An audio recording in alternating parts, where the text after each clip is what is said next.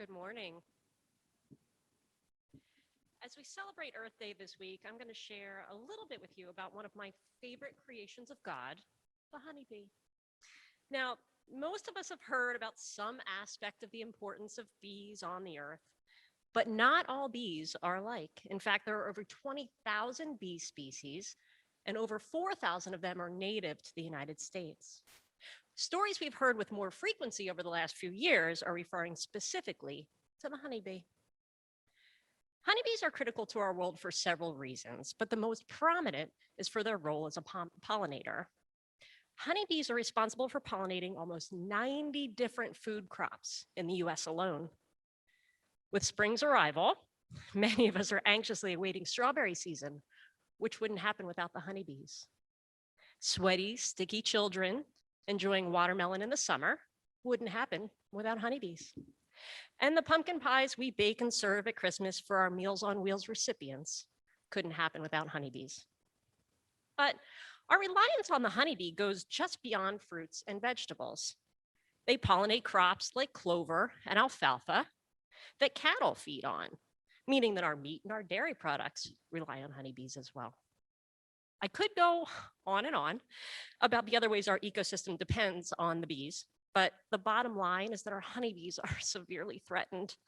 We're throwing all kinds of challenges at them. After the long, snowy winter, spring has finally arrived and honeybees are finally able to leave their hive and get back to work pollinating.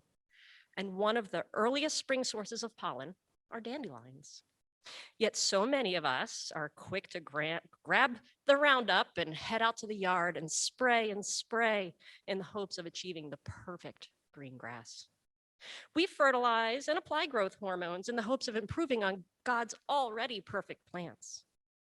Many farmers apply chemicals to keep worms off the apples and snails off the squash and fungus off the peaches. More often than not, this is not done with malintent, but the honeybees are the ones to suffer.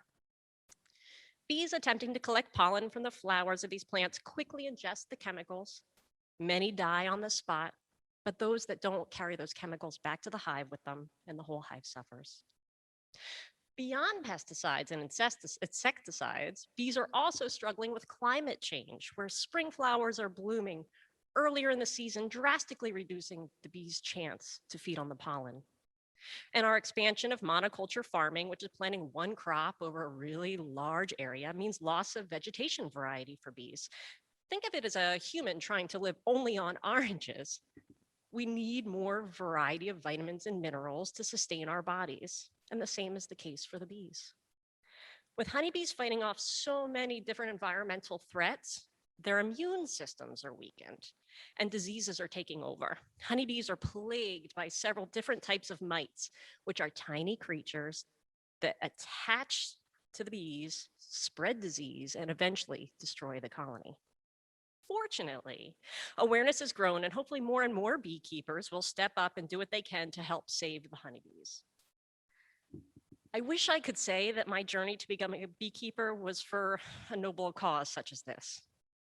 In reality, my foray into beekeeping was simply a daughter trying to feel connected to her father after he passed away. In his retirement, my dad had become a self-taught beekeeper, tying his hobby into his work on a local farm.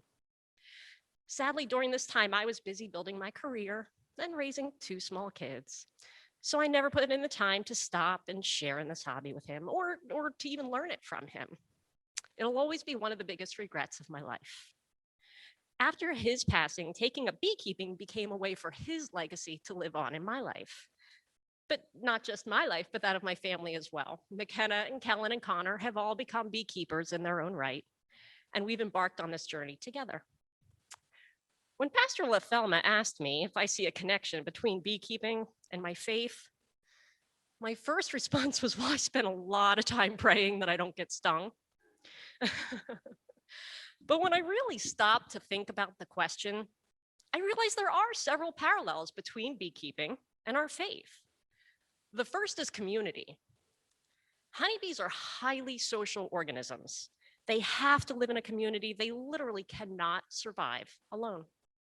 Each individual bee in the hive labors for the good of the hive, not for itself. Every bee has a role in the hive. Queens lay eggs, nurse bees tend to the brood. Worker bees keep the clean hive and move honey and pollen to where it's needed. Foragers leave the hive in search of nectar and pollen and bring it back to turn into honey. The list goes on and on. Without everyone using their skills and performing their individual roles, the hive collapses. It cannot work without the whole community working together. Honeybees are also selfless. I jokingly said I pray not to get stung, but talk about the ultimate act of sacrifice and selflessness. A honeybee will sting when the hive is threatened in an effort to protect the entire hive, but in doing so, they're literally causing their own death. When a honeybee stings, that stinger stays in whoever or whatever it stings. And when the bee tries to fly away, a portion of its abdomen that's connected to the stinger is ripped out, and the bee immediately dies within moments. Honeybees sacrifice themselves for the good of the hive. Honeybees are also evangelists. I know that sounds a bit weird, given they can't talk, but they do communicate with each other. They communicate through vibration and movement, including my favorite move known as the wiggle dance. You see, when forager bee is out flying about and finds nectar or pollen source, they return back to the hive and they share the good news by wiggling in a certain way. They evangelize in their own way to spread the message that others in their hive community need to hear. Also, honeybees eliminate impurities and distractions from their lives. Bees remove anything that hampers their productivity or their calling in support of the hive. Whether it's dead bees, debris, invasive ants, or old wax, bees will drag it out of the hive to ensure that nothing endangers their hive or interferes with their purpose. And of course, there's one God in our world and one queen in the hive, and they are the mastermind behind it all. I've learned a lot from beekeeping, and not just about the bees. Beekeeping has taught me perseverance and conviction. I didn't get it right the first time around, or the second, or the third time for that matter. I've started hives and lost hives to disease and moisture, started over again and couldn't get them through winter. I've had bees swarm and so on. It was and still is easy to get discouraged, but observing and learning from the bees has taught me perseverance and conviction, even after the bee stings. They buckle down and keep working despite what we throw at them. I've learned to do the same. I've also gained a lot of perspective in contemplating my purpose. Every bee has a role. Some seem more important or less significant than others. But even the bees that take out the trash and impurities from the hive contribute in a meaningful way. Bees have definitely helped me learn to keep things in perspective. And consistency is key when it comes to honeybees. They work best when they're calm and free of distractions. And I think that can be said for so many of us. Things are great until we meet a challenge. But when honeybees are threatened or face adverse conditions, they put the hive first and they think about the collective good. Sure, they might get agitated, but they don't sink into woe is me or I don't like this.